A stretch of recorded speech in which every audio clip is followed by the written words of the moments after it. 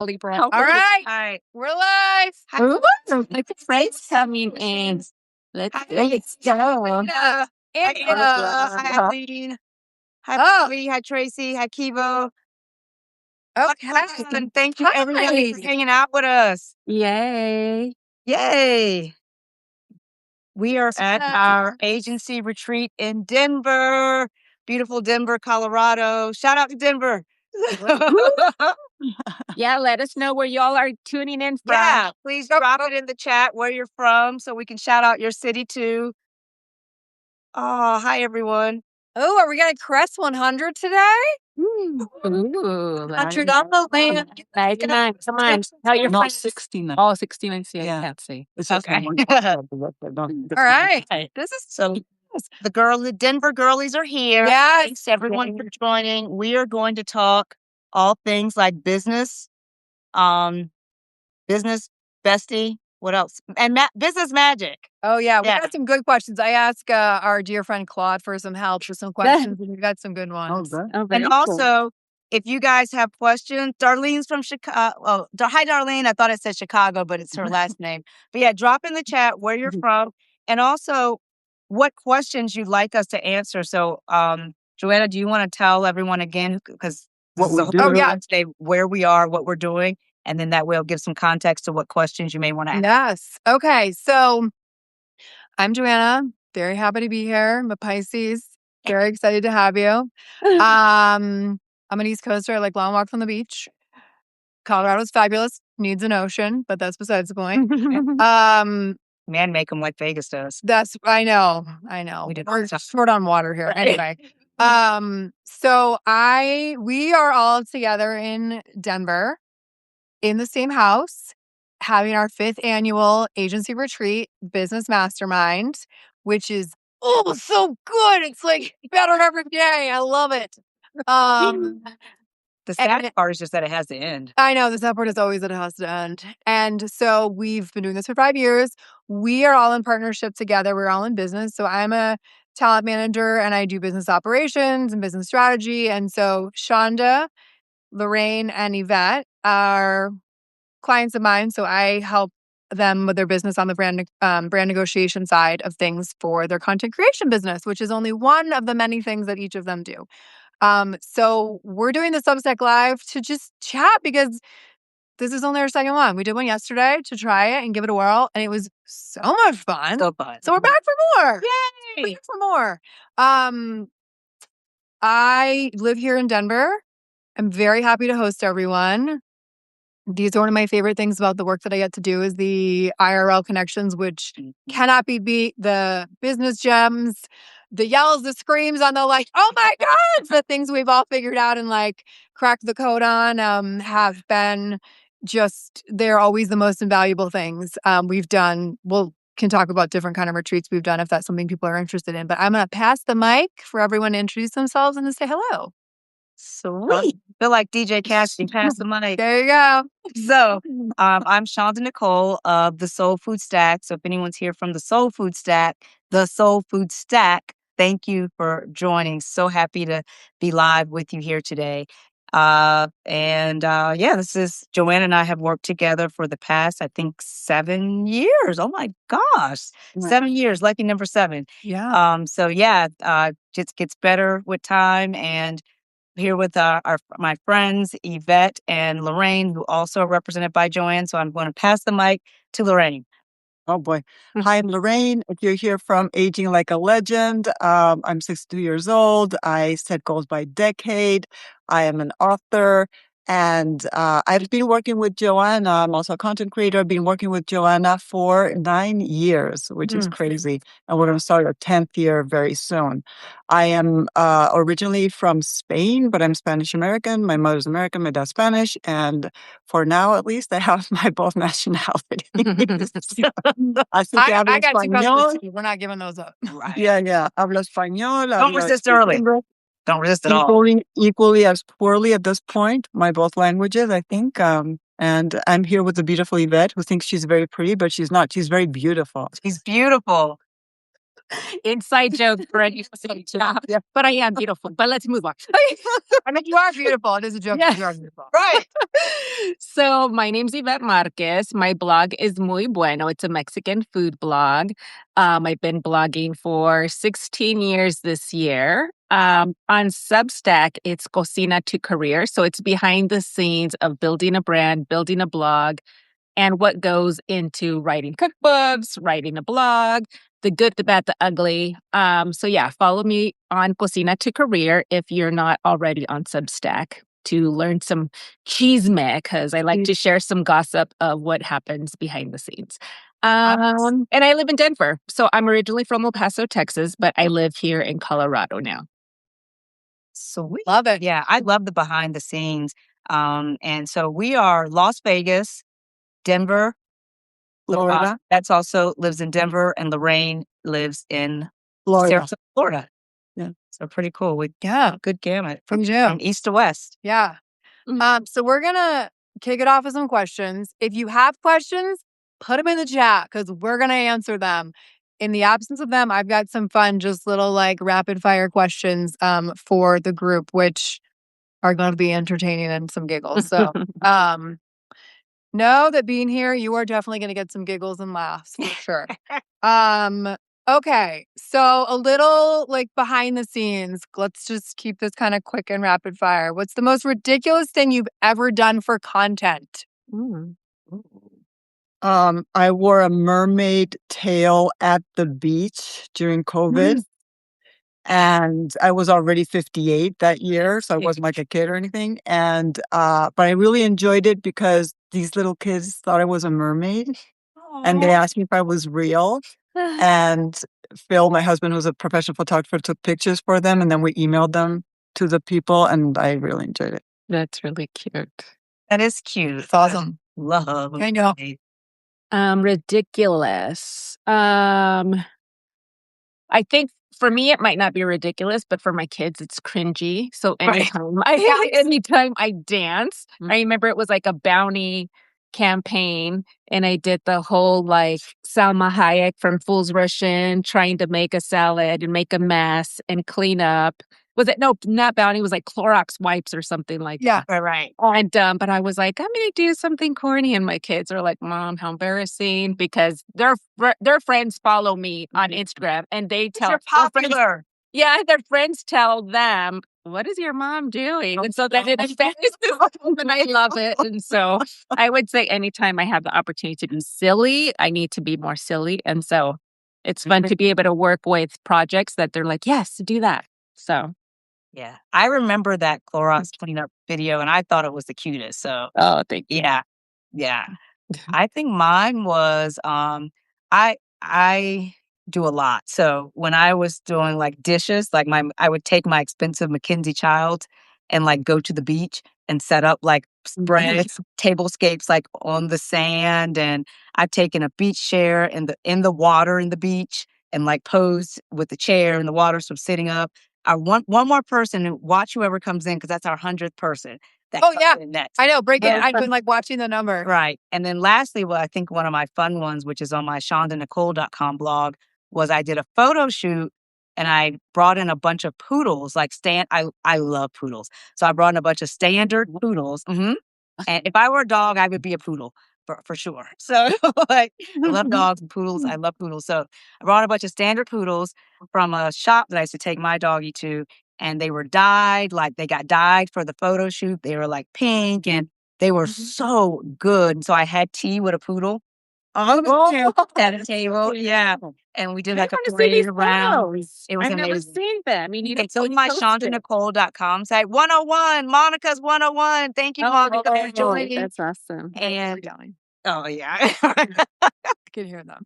And yeah, I think it's just Google Poodle, or it was my Midnight Summer's Dream on shondanicole.com if you want to see it. Maybe I'll write a Substack. I was gonna say, I feel like that needs to be a Substack post. Yeah. Or an Instagram post, like my most ridiculous photo shoot. I have to do that. Thank you. Yes, I have to do it. Yeah. That's why I was here. We get great ideas. Yeah. It's funny. So we're at this Airbnb, which is awesome. We'll talk about that in a second. And there's a hot tub. And Shauna and I decided to go in the hot tub last night. at like 10:15, I was like, let's just go for like 10 minutes, just like have a little hot tub dip. But we ended up in there for an hour, just gapping away. Both of us, well, I think all four of us are very loud talkers. We're all just loud, like very exceptionally loud. And Exceptional.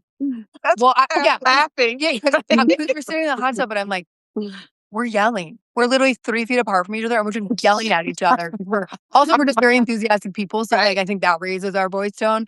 And we were just talking last night about how we all like work from home and how we'll be in our office and be on phone calls, and I'm like, Joanna, you're yelling. Like, why are you yelling? So anyway, I just said to her, I was like, we're yelling again. Like, we need to stop yelling because we're not that far apart in the house. Anyway, Made me laugh. yeah, so we're gonna try not to yell at you.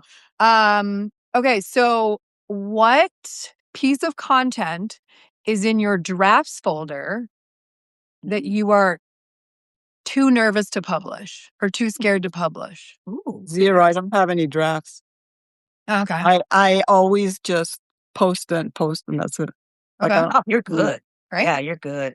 no, I don't know if that's being good. I don't have any ideas for like what I'm going to do tomorrow. So. Yeah.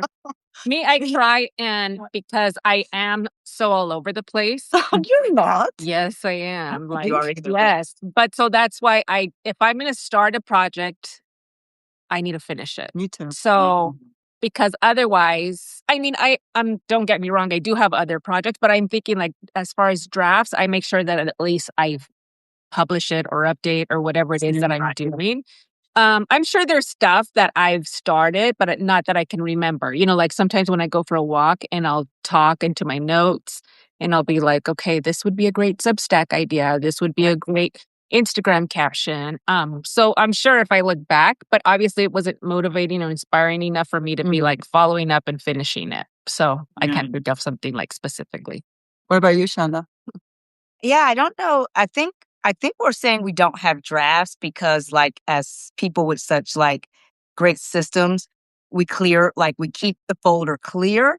But if I had to like think of things that I want to publish that I just haven't done yet, and it's probably more for time, not because I'm like fearful of doing it, it would be more posts on beauty. Because Because you're beautiful? because I'm beautiful, first of all. It's an inside joke. So you are. Yeah. So because I'm beautiful, but actually people search things about me with that aspect, like what's my age or things. So I want to share more about like, okay, if you're searching that, what do I do? Like, to my skin, what do I do to my hair? But I'm a food creator first and foremost, so that's where I lead with. It's also just kind of where my primary passion is, but I want to also give the people what they want. And I would actually love to like share that because like the things that I use, I'm really happy with them. Like I'm just the person that likes to share things that are good and that work. So those would be kind of my draft folder, like things about hair, skin, that's, I think people would enjoy knowing about. It's just a capacity issue for me that I don't get that content out there. Yeah. I agree. I have some beauty content that I haven't, like I want to do it, but I'm so focused on fitness and well-being that I forget that people want to know how I do my hair or what I put on my face. And they want to know because they tell me, but it's like, oh, yeah. How can I find the bandwidth for all of it? Yeah. Same exact feeling. Okay. This one involves me. I get to chime in. Who's most likely to wake up at 5 a.m. ready to conquer the world? And who needs 3 cups of coffee to get going? Okay, so I'll go first. I'm the 5 a.m. person. Actually, we're team 5 a.m. Yeah. Yeah, we're team 5 a.m. Yeah, we're team 5 a.m. Get up. Yeah. Yeah. And I might not be dressed it's clearly, I'm probably not dressed at 5 No. a.m. I'm getting dressed earlier here because I don't want to be the one like everyone's waiting for. So I just get up and go ahead and get dressed. But at home, I get up, I have a whole morning routine, including walking. Big part of it is my dog's time is the morning. I walk him. I get outside, which I love. So I'm up, but I'm not necessarily like dressed and like ready to like, go out and do things. Yeah. I am up at 5 a.m. kind of getting up to do things. I'll go swimming at 6:30. Oh, nice. Walking in the summer, riding my bike to avoid the heat, journaling. Like by the time 8 o'clock comes around, I'm like, oh, I I'm awake for 2.5 hours and I already know so many things already. So yeah, what about the other couple here? Lorraine and Yvette, are you 5 I a.m.? get up like at 6:30 or 7. And it's because I have to, me and my husband swap out. So it's like, okay, who's getting up with Blake this morning? So, we get up, we make him breakfast and we pack his lunch.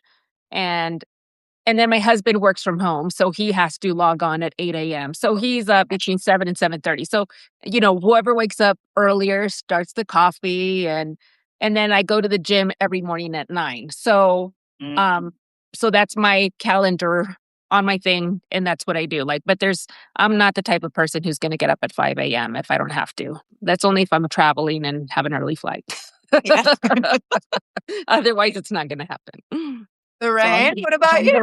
Oh God, I'm the one who goes to bed at 12 midnight or 1 in the morning, being Española. And when I lived in Spain, I would go to bed at 2 in the morning, get up at 10 when I wasn't doing an interpreting gig as an interpreter and I had to leave the house. Otherwise, my best creative time is in the evening until I go to bed. But now, well, after I have kids and all that, right now, my bedtime is midnight or after. And then I get up at maybe 8, even 9. And to me, that's early. Right. I do not go to the gym in the morning. My body feels better in the evening. Like all systems are much better in the evening. I'm the one who would need 3 cups of coffee to just get going. But it's like at one point I thought I should get up earlier, but I feel physically ill when I do that. So it's like, what is the point? And then later I need a nap anyway. So I'm not really gaining anything. I just learned to make my work and everything revolve around my body clock instead of the other way around.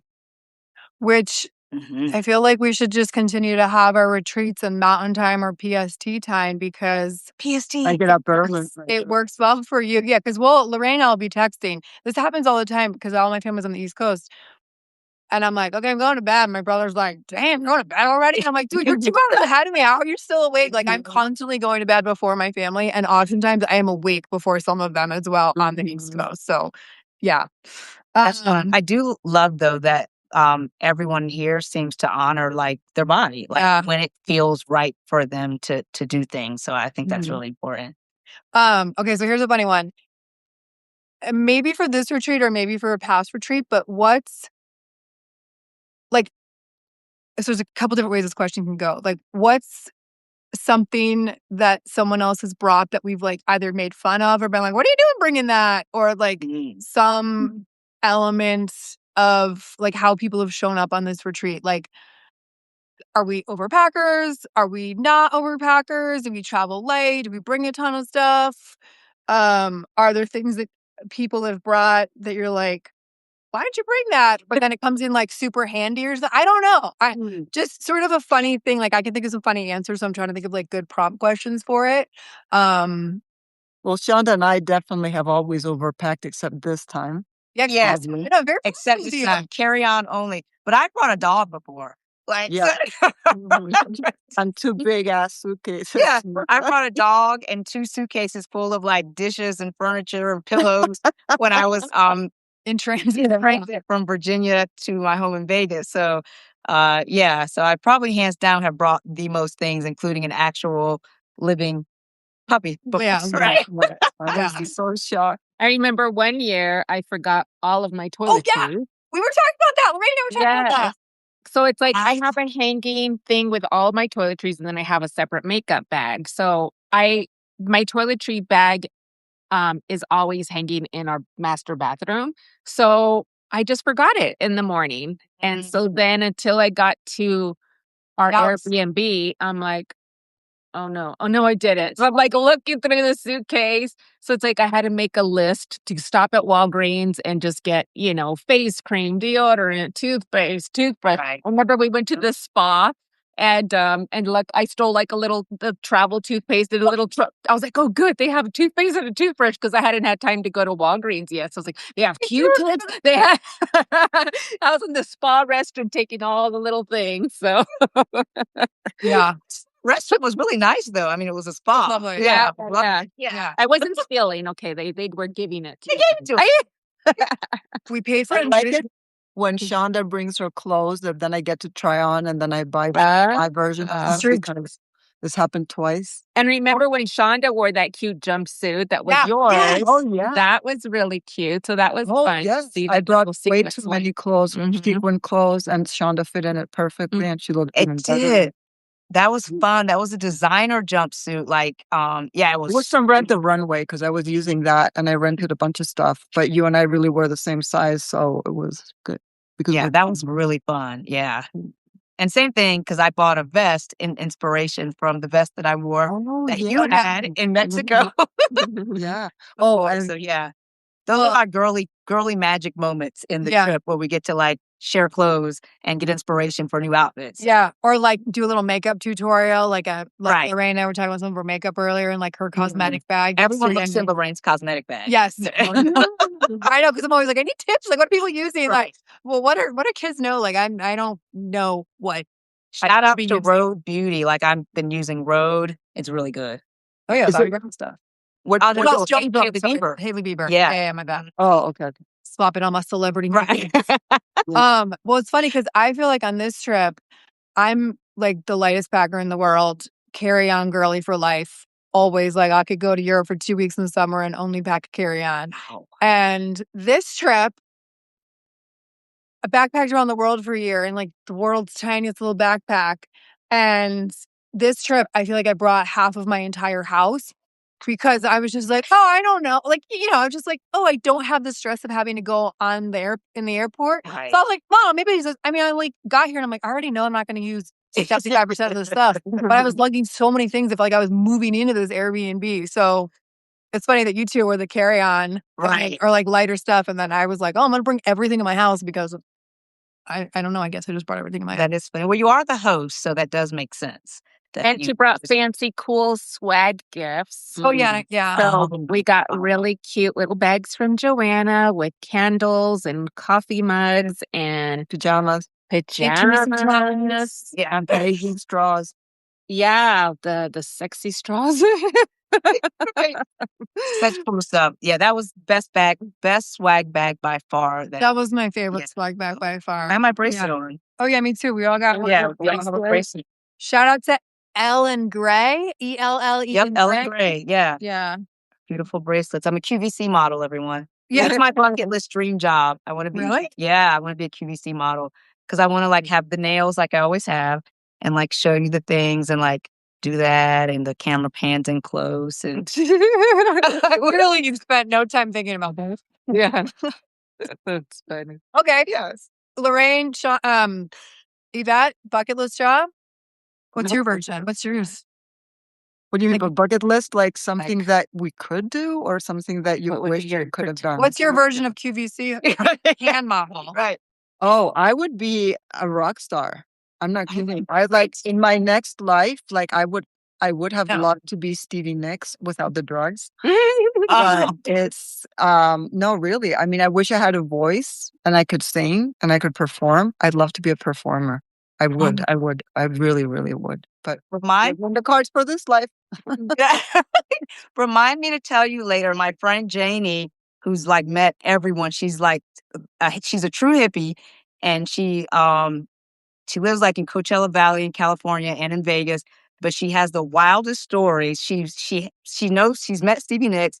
She fought with Stevie Nicks about Stevie Nicks getting on stage. Like it's just so funny.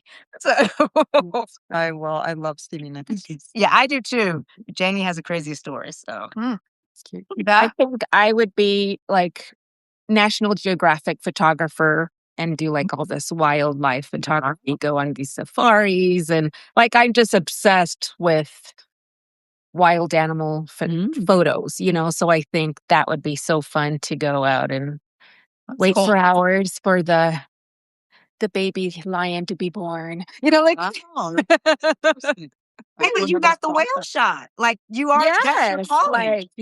like I get very excited. And it's so funny, like I have a funny story. Our family likes to go to national parks, and I had this big zoom lens, back in the day when I would carry around my camera. And they tell you, like, if there's bears, do not stop and take photos. Well, what did I do? I'm like popping out of my car and leaning my butt out and getting over with the lens and taking pictures of the mama bear and the baby bears. And the officer, National Guard guy, he's like, not the National Guard, what do you call him? The park guard. Oh, Yeah. park ranger. Yeah. Was like, ma'am, get in your car. And I didn't know he was talking to me. He's like, ma'am, get in your car. And so then Bill's like pulling my leg because he's driving and he's like pulling. He's like, Yvette, what are you doing? And the kids are behind in the back seat. What are you doing, Mom? And I'm like, I don't know. Like, Getting the shot. I just got so excited about wanting to capture these bears, but I'm like, I could see where I would never get out of my car to do this. Right. But I can see where in that second people get so excited and forget that these are wild animals, you know? But no, I would never get that close, but maybe a little bit. Wow, that's interesting. Joanna, what would you do? I have a couple. I got a couple depending on which way the next life goes. One would be an auctioneer. Ooh, that's fun. Except for the late night part. A lot of them are like late night galas, fundraising galas. So hopefully my next life will come back not as a 5 a.m. person, but come back as an evening person because that really wouldn't work. But like an auctioneer antiques or what? Like antiques or No, like a fundraiser for charities. Charities. Yeah. Okay. So there's a woman, Lydia Fenet, Fenet. She's got 2 books and she is an auctioneer and she fundraises for charities. And I mean, she's like, I went on stage for 7 minutes. I just raised $30 million. And she's like, I was up there with Salma Hayek, you know, because she'll go to these charities that have like celebrities on the like organizing committee, like the Met Gala organizing committee kind of thing. And so she'll be on stage and she'll be like, oh, I'll auction off a car ride with who does conversations and comedians in cars? Is it Jerry Seinfeld? No, that was Corbin.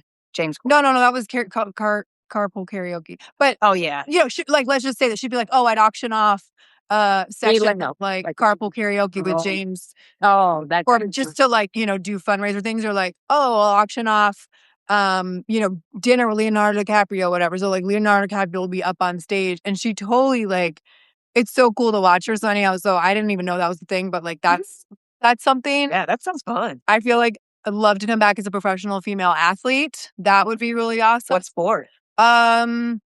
Maybe breakdancing. No. Yeah. Curling. I'm thinking curling. That's maybe by the next lifetime of a really rise in popularity. I don't know, something like team sportish, like maybe soccer, or hockey or something. Like that would be kind of cool. And I think I guess the other side would just be like on this side of brand management, but with a professional athlete. Like it would be just really cool to help them behind the scenes, like navigate their whole brand and business and just like in the world. Show me the money. Like that. What? Show me the money. Right? Yeah. Jerry Maguire. You had me at hello. I know. Yeah. But like super next level. That would be that would just be like really cool. What is something also friendly reminder for people that are here? Feel free, pop us some questions. We love to know, like, we don't care how random it is related to business, entrepreneurship, life in Denver, Vegas. Has anybody asked any questions already? Not yet. Not yet. Okay. Yeah, ask some questions. Yeah, please, like, we can jab around forever, but we'd love to hear if you have any specific questions. What is the cringiest thing about the influencer industry? Ooh, there's so many. Pick one. Yeah, pick one. One would be just being called an influencer sometimes. I won't say struggled with it, but I've, contemplated, like, do I want to introduce myself as an influencer? I often don't. It's like friends that will do that. I usually introduce myself at this point as author, and as an author, if someone asks, like, what do I do? Or blogger, but, or sometimes even recipe creator. So our titles can like transfer, but because some people in the influencer world have just done like cringy things, you just don't. And also, I think people kind of think all of us here and on this call have been an influencer, and I think when I started, the word just kind of like evolved. So we've been in this space before influencer was a thing, and the word itself, like for me, sometimes has a superficial connotation to it. Even though I feel like I don't create necessarily superficial content, like I create helpful content heritage-based content, culturally relevant content. And I just love to help people and meet people, where they are and be a resource. So anyhow, all that to say, that's probably the word that I'm not always quick to define myself as when someone asks what I do, because I'm kind of a little bit scared of the superficiality of that word. Yeah. For me, it's the same. If somebody asks me what I do, I will say I'm a writer and journalist, which is true. And sometimes I'll say I do content creation and like for social media, but I don't. And sometimes if they really want to know more, then I'll say the dreaded word influencer, because they don't even understand how I make a living. Even people who know me in person and know and follow me on Instagram, for example, they still don't know how I make money. 100%. They do not know. Yeah. It's fine. I mean, Right. And with that, I know Yvette has written a Substack post about how influencers, content creators, how we make money. I've written a Substack post about how, as a content creator blogger, we make money. So it's a very mysterious thing, but it's actually a conversation we don't mind having. We realize people don't understand it. And for me, I know I'm just so thankful when I think of like the shoulders that I'm standing on, like my great grandmother, who my blog is inspired by.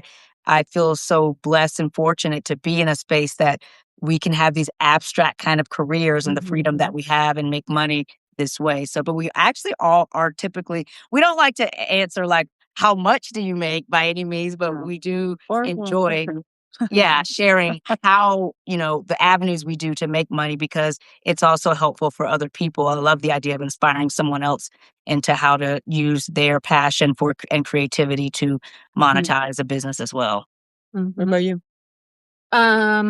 So yeah, I think I never liked saying influencer. Same thing. I remember we had a painting guy who came and, painted our house, and he's like, I don't understand what you do. You have a cookbook, right? And I was like, yes.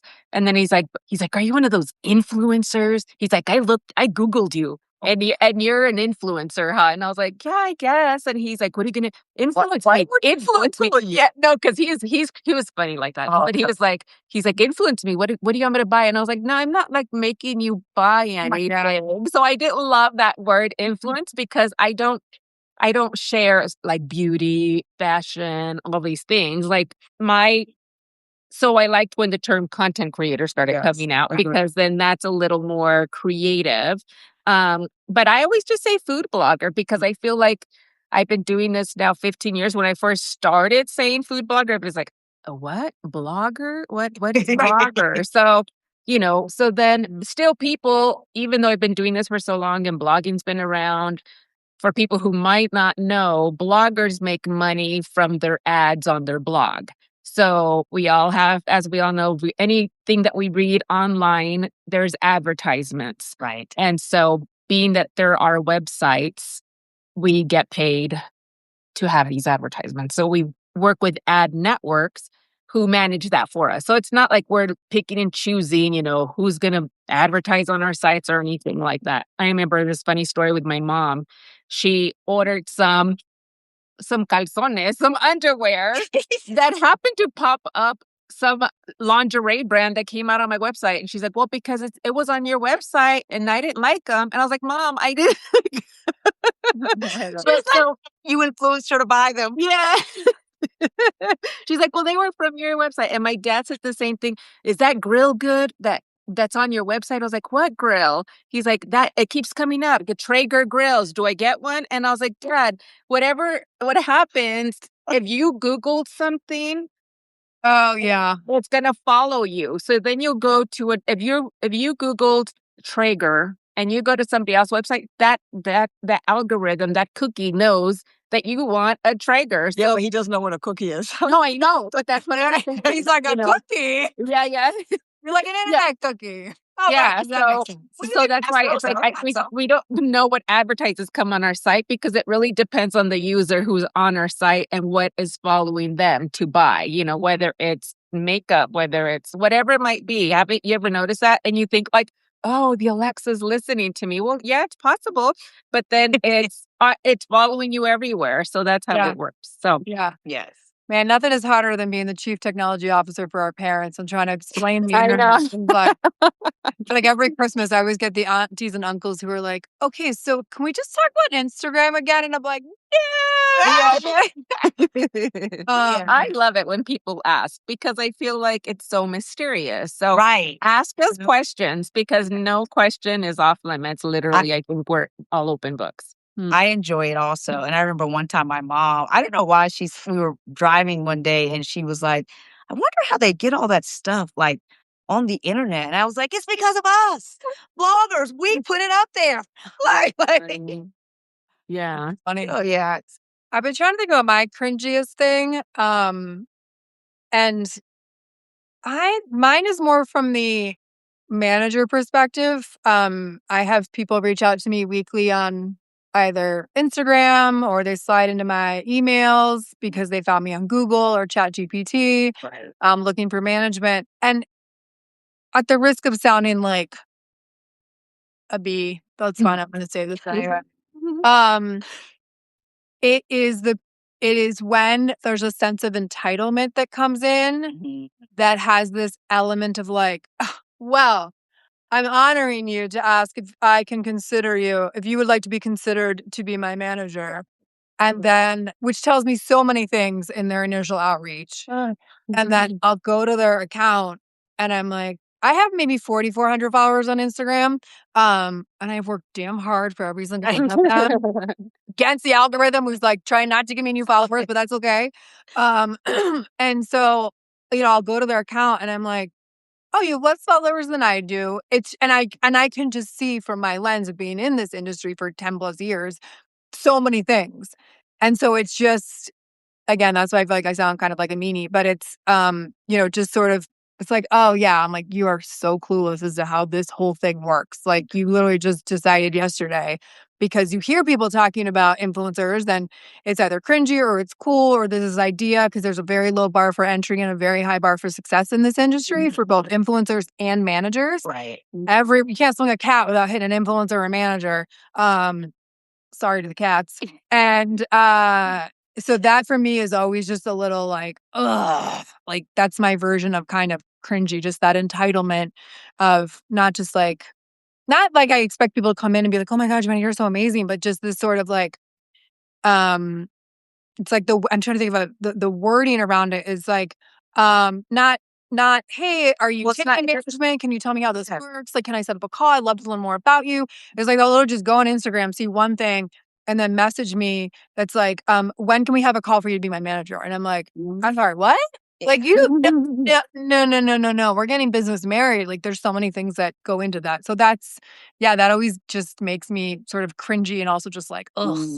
But I think that's a good topic to bring up of what a manager does. Because I think a lot of people think, oh, I have a manager and she's pitching everything for me. Right. And I'm getting all these amazing deals because of my manager. And the reality is, yes, she does some of that as well. But the majority of brands that reach out to us are reaching out directly to us. And so our manager, Joanna, will work with them to figure out, what's their budget, what's the scope of work, usage, exclusivity. Yeah, all these things, because when I did this before Joanna, we all did this before Joanna, it takes a lot of time to figure out what you're worth, figure out what you're going to charge a client and thinking like after the fact, oh shoot, I think I could have charged more, so and the way Joanna makes money is she makes a percentage off of every deal. So if she's not going to make money if we don't make money. Right. Yeah. So you want me making money. Right. Right. Yeah. So I think that's neat to share because even when I first was looking for a manager, I was like, how does it work? So I think it's an interesting thing. Yeah, it is. Okay.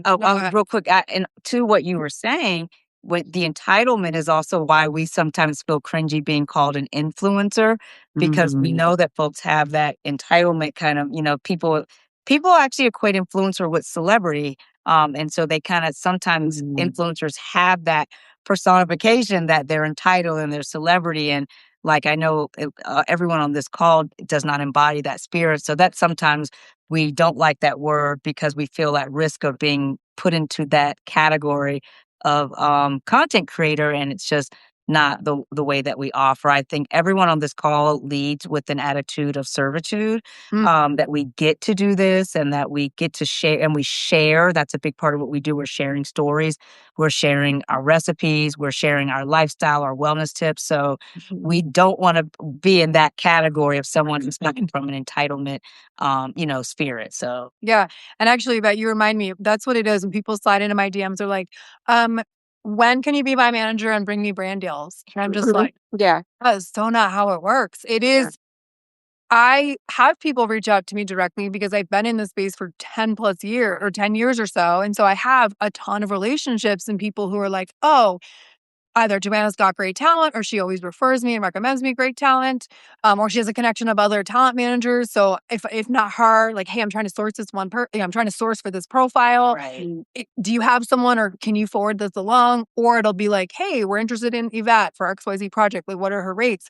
But I'm not in any database that brands and agencies are using when they're casting for campaigns. It is influencers. It's all your profiles. It's not me that they're coming for. It's only because they maybe just know me by name. Or if there's like, if your manager has the email in the Instagram bio, or a lot of times, like, somehow I know behind the scenes because I'll still get emails for talent that I don't rep anymore, that somehow my email is associated as like the point of contact in the database. Right. Or at some point in time, it's been in like the email function button on the Instagram bio. Or it could be on our contact page on our website. Yeah, right. Or something like that.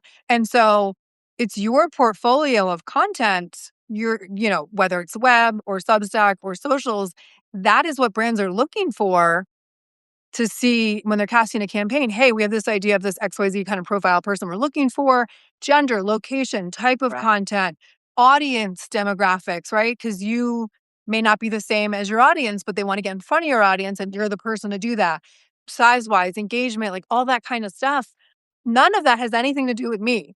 And so I'm just the person who like does I'm very, very transactional. Whereas this, the three of them are the creativity and the idea and the content and the storytelling and the personality, because the brand wants to know, how are you going to bring the story alive? How are you going to pitch and present XYZ product or messaging or, brand awareness thing, or like maybe a product was rolled out, like I'm thinking of the Instant Pot, and there was a campaign where everyone got an Instant Pot, for the previous Christmas, but then they realized everyone just had the Instant Pot below down in the cabinet because everyone was so intimidated by a pressure cooker. Right. So they were doing a whole campaign around just awareness of like, hey, you have an Instant Pot. This is what I touch and this is what happens with this team. Like literally they wanted to be so explicit on the educational side of things. So again, that has nothing to do with me. It's like creator content that gets sourced and cast and picked up. And then it's just like, oh, you're managing a person. Okay, let me just go talk to them about the business relationship. So much of it is dependent on, like when anyone reaches out to me and they're just starting in their journey from a business side of things, as Yvette said, I only earn money when I close deals. Right. So I'm not here to build your brand. I'm not here to make your content. I'm not here to build up whatever it is you present to the brand. It's like my title is brand or talent manager. It's like I'm always like, I have to have something to manage. And that's something are already existing brand deals that I can leverage, that I can reach back out to. Oh, hey, Shonda worked with you, 6 months ago, and here's some updated metrics on how great this campaign was. We'd love to be kept in mind for anything that's happening next time you roll out another campaign, or being proactive and reaching out to a brand to say, hey, you've had some posting about this, and here are some screenshots of DMs or a poll that she did in her stories, and people are asking for it. We'd love, my outreach is much more like planting seeds around, hey, we'd love to be considered next time you're casting, because if you're reaching out February, whatever day today is, they're casting campaigns for September. Right. You're not just like, hey, we have this idea, we want to do it right now. Like never will a brand or agency say, oh, we didn't know what to do. We had $10,000 and thank God you reached out to us with this idea. Like that's never going to happen. You're reaching out to get on their radar for them to say, oh, yeah, we got something coming up in the pipeline, which we don't know about until it pops up. So that's how that works. And the math on it, aside from the fact that I need to run a sustainable business, is can the creator pay out 20%? Does that financially make sense for them? And the reality, easy math, 100K, 20% of that is 20,000. Well, that's not enough you take out taxes, overhead. That's still not enough for me to run my business. And if let's say you earn 30K in a year, which is amazing and like good for you. And that's awesome because we all know how hard that takes and how much work goes into that, especially in 2025 and 2026. Also, do you want to pay out 6K? Like, are you financially in a position where that makes sense? And also simultaneously, for me to work with a creator to earn 6K, that's $500 a month for a year. I was like, well, but that math also just doesn't make sense. It doesn't track. So I would much rather have someone keep all the money until you're able to I'm able to leverage based on sort of your rates around 30K. It's like, okay, maybe you're doing, I don't know, an Instagram for $750 or $800 or $1,000. The amount that I want to be able to ask for more money to kind of cover my 20%. So you're still getting same take home with less stress because I'm handling things, or maybe even a little bit more because I can ask for more, negotiate for more, like same budget, but less scope of work. So that's just kind of like a lot of things that people don't think about. There's a lot of language around like, oh, managers just take my 20%. And it's like, I will come for you on the internet if you say that we take our 20% because we work our sweet buns off. You earned it. Yeah. And most of the stuff we work on, I don't get paid for. I only get paid on the stuff I close. So part of it is also like that covers all of my time. It's not just like, oh, that one partnership. It's like the whole experience of the time we spent together and talking through ideas and all the back and forth things, which is part of the game. Like, I'm not complaining about that, but the that's reality. the nature of commission. So, and I don't think a lot of people realize that it's that much involved in it. Like, there's contracts, there's negotiation. I mean, there's a lot involved in it. And I just wanted to refresh the room because that was a lot of really good information there. So if anybody has just joined, please ask us a question. Because that was a lot to take in, a lot of behind the scenes, which I don't think a lot of people know, which was really good and revealing. So if you have questions about that, please do feel free to ask us. We're happy to answer. Yeah. Any questions? Thanks for coming to my TED Talk. I think it was because Joanna's Substack yesterday, you're more into like your brand is right now focused on influencer management and stuff. So that's why we got more questions. What was your first paid collaboration and how much did you get paid for it? I know specifically it was Imusa, which is a Hispanic cookware line. And they would send me cookware, which I was like so excited about because I was like, you're going to send me free things. So like they sent me like a cazuela, like a stock pot. And I think my first invoice was $75. So I charged $75 to develop a recipe, which I was like, okay, I'm already going to be developing recipes anyways on my blog, but you're giving me free product and and I can send you an invoice. I thought it was magical. At the time I had a full-time job.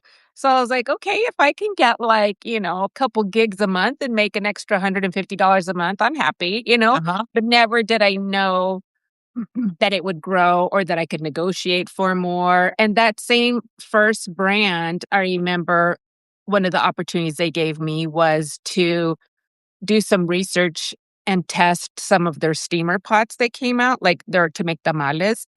And so they're like, we'll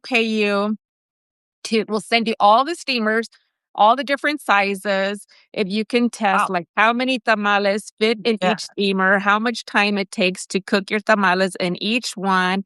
And we'll pay you for that. We'll fly your mom and your sister together and you could all have a little tamalada. And I was like, sold? I'm like, you paid for my trip. We're going to make tamales together. Okay, sounds great. But it's like, never, they envisioned things that I didn't even know were possible, that I would have never thought that a blog could take me. So, what year are we? What year is this? That was 2011-ish. Wow. Okay. Yeah. So, and then I worked with them for months and months and months. And then the president, he retired or left the company and completely changed how they worked with, bloggers. Right. But it was fun. And then the next thing was Avocados for Mexico, which is a huge brand. And but it was perfect to already have a little thing, my portfolio going of experience and, how to be able to learn to pitch. I would design a little media kit and I would send it to them and, showed my views and like I have a whole 5,000 views per month, like but I didn't know better and I was excited. And I think if you're passionate about your brand, it'll help you in negotiating and promoting it. Because if a brand reaches out to you, they're already interested in you. Right. So don't let them go. Don't feel like you're going to scare them away with your price. They already came to you for a reason. Now don't let them go and figure out how you can work togetger with them. Yeah. Oh, $75. God bless I 2025. know.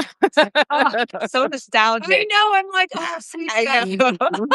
It is. Good times, good times. Yeah.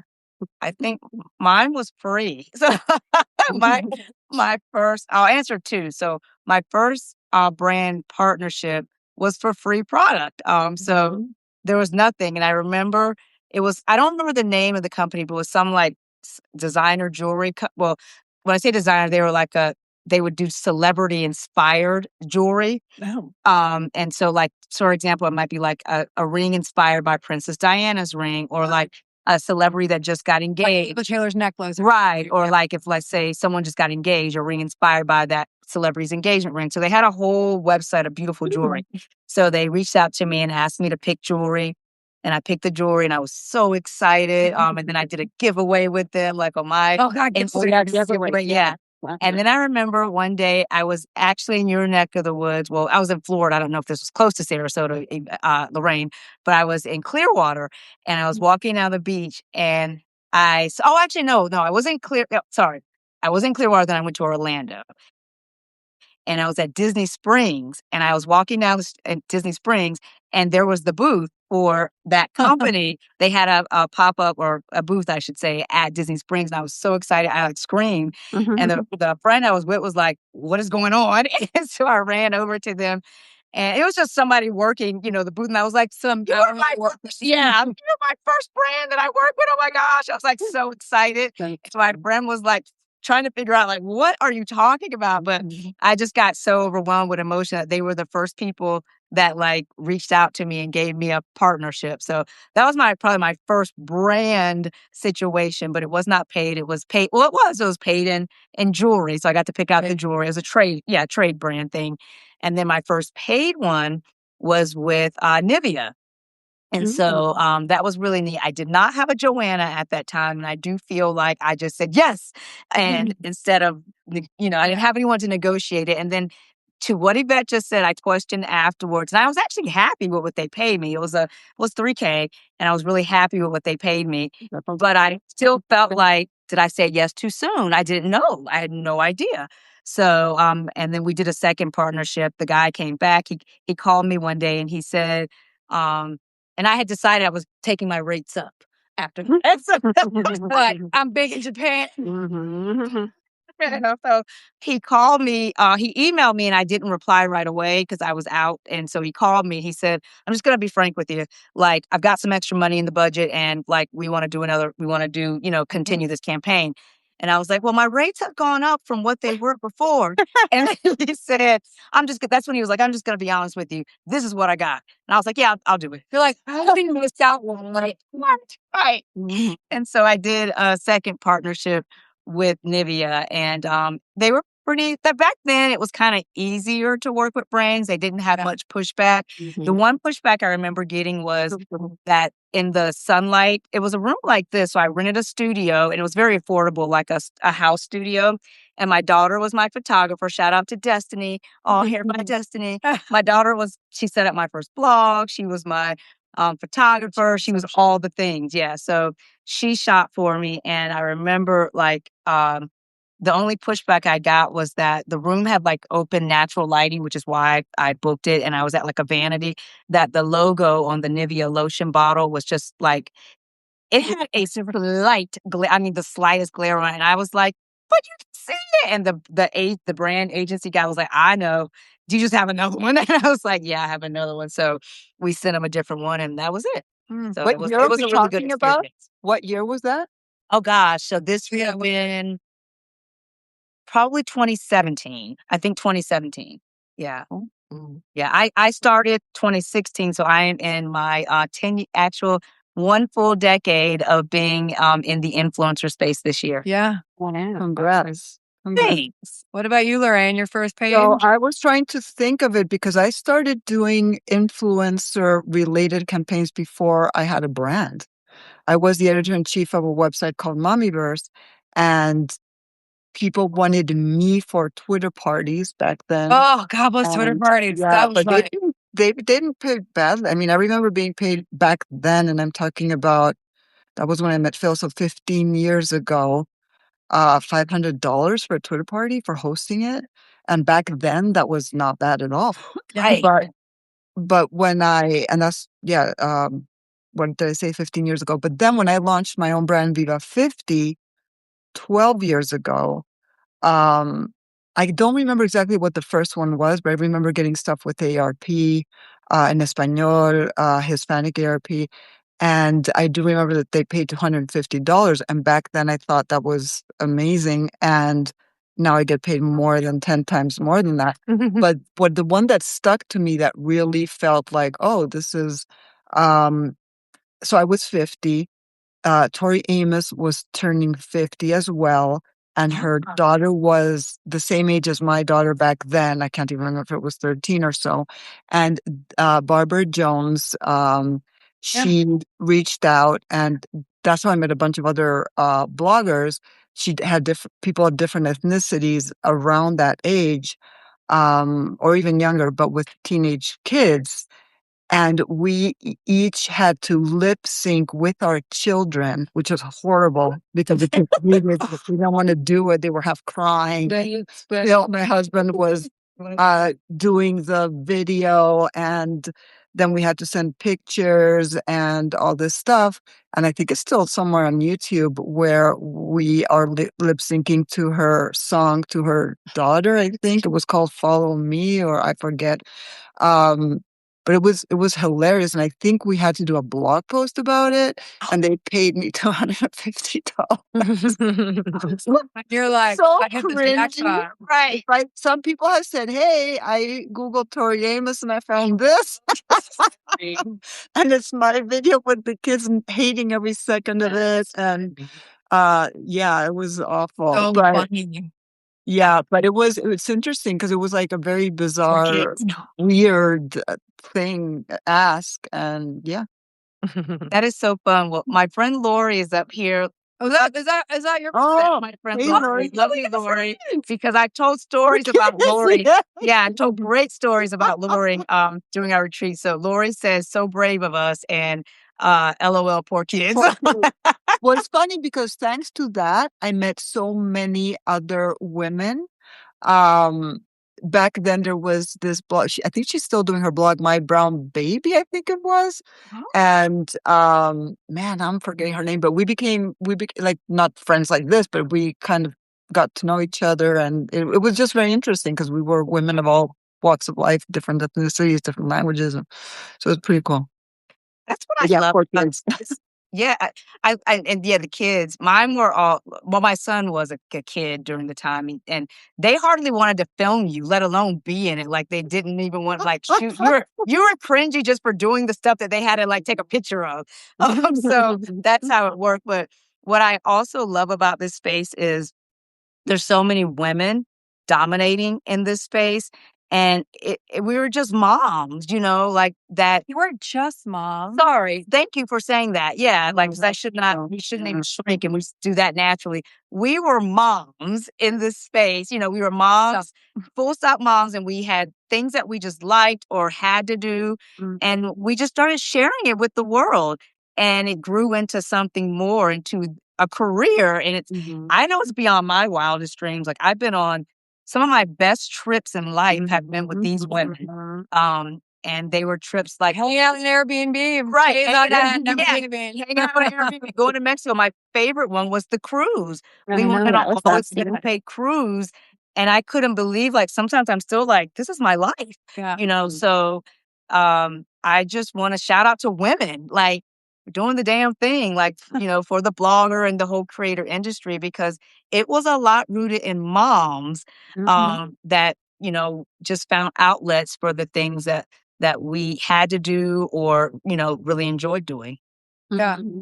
Are we good on one last question? We've been at this for an hour and I know phone batteries are dying and we got some SEO, GEO chats to get back from the yeah, that's fine. yes, Yeah. we need to retreat and mastermind. Right.